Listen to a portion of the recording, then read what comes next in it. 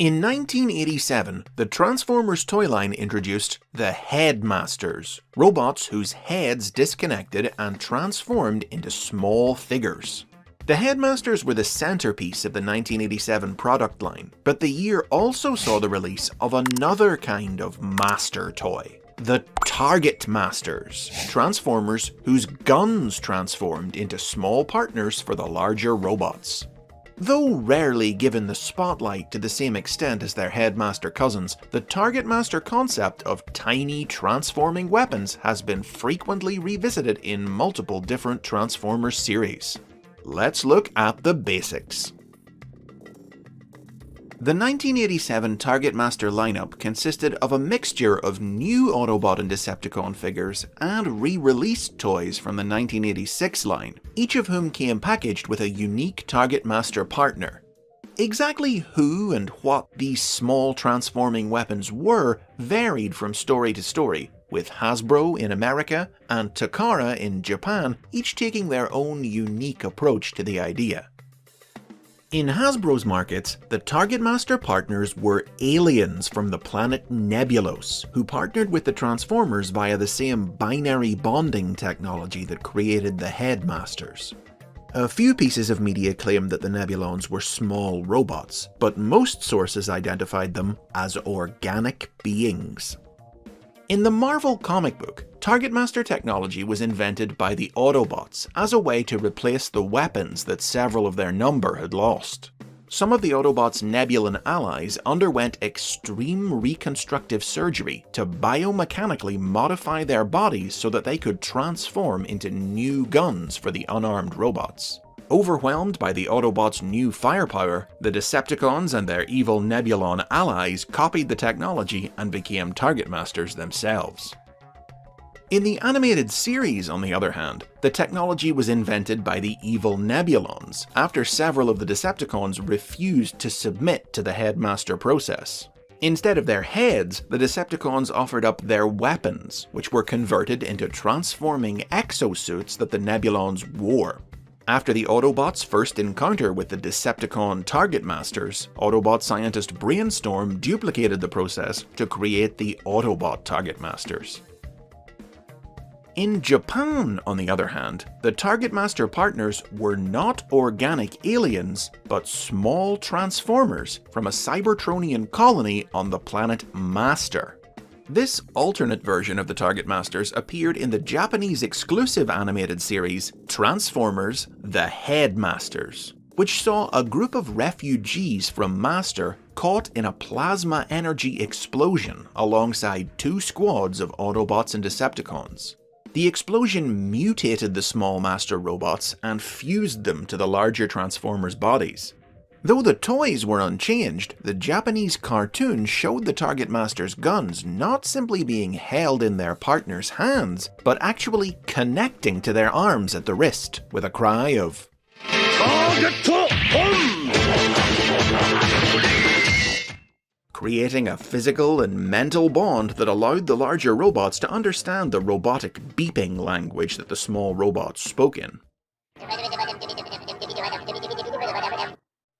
The Japanese TARGETMASTER range didn't include the reissued toys from 1986 that Hasbro had released. Instead, it featured two Japanese-exclusive TARGETMASTER Autobots, Ricochet and Artfire, recolored versions of Autobots Jazz and Inferno, who didn't appear in the cartoon, but did show up in the Headmasters manga. The TARGETMASTER concept continued into 1988. The new figures released this year are often referred to by fans as the double TARGETMASTERs, as they each came with two TARGETMASTER partners who could combine to form a superweapon. 1988 also saw the release of the Decepticon combiner team, the Seacons.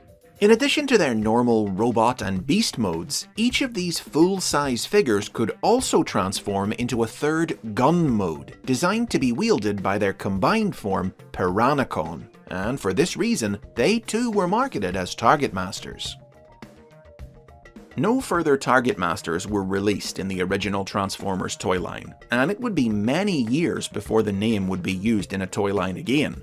But the concept of robots transforming into handheld weaponry would continue for years regardless.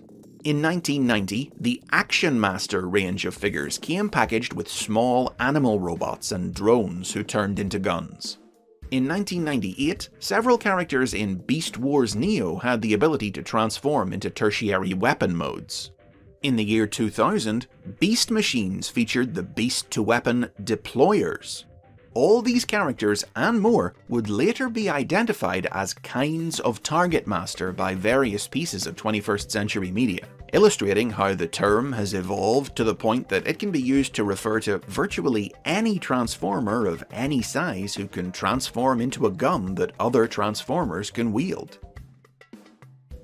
Now, not every transformer who turns into a gun has been officially labelled a Target Master. Most famously, there's Megatron, the original gunformer. And after their introduction in 2002's Transformers Armada, Minicons with weapon modes have featured in numerous Transformers series.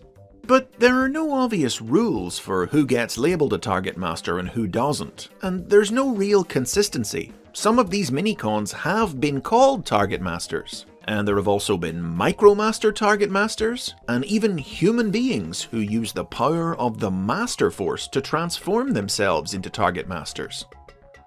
The advantages of Target Master technology are also sort of vague, as the original comic and cartoon didn't spend much time exploring the characters or concept, focusing instead on the headmasters. The best idea the Marvel comic had to offer was that a gun that could aim itself allowed the Transformer wielding it to concentrate on other matters in the midst of battle. It's only been in the 21st century that attempts have been made to expand the concept.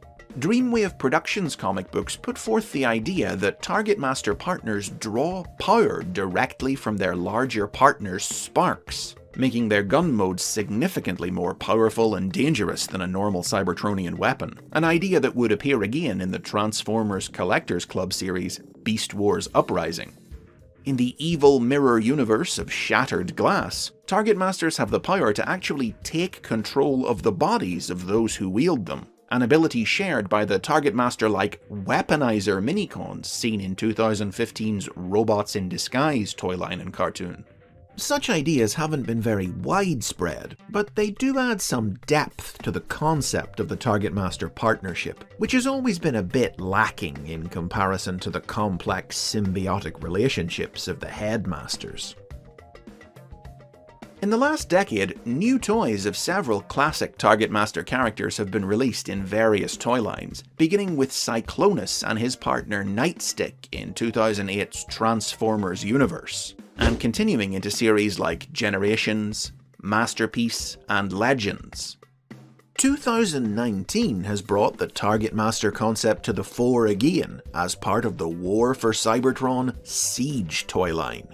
Now sold individually, without larger partners, they come with interchangeable blast effects parts and can all be held by any figure in the Siege line. Because the range includes not just classic characters, but also several new bots who turn into melee weapons like swords, axes, and hammers, the toys aren't called Target Masters anymore, but instead go by the new, less gun-specific name Battle Masters. But whatever they're called, tiny transformers who turn into weapons for big ones are a popular and long-lived concept that spanned the brand's history. A straight-shooting idea that's hit the bullseye on the hearts of Transformers fans. And those are the basics on Target Masters. Do you like transforming weapons? Talk about some of your favorites in the comments. If you'd like to learn more about the world of the Transformers, don't forget to hit that subscribe button, and if you're able to, please consider supporting the series on Patreon.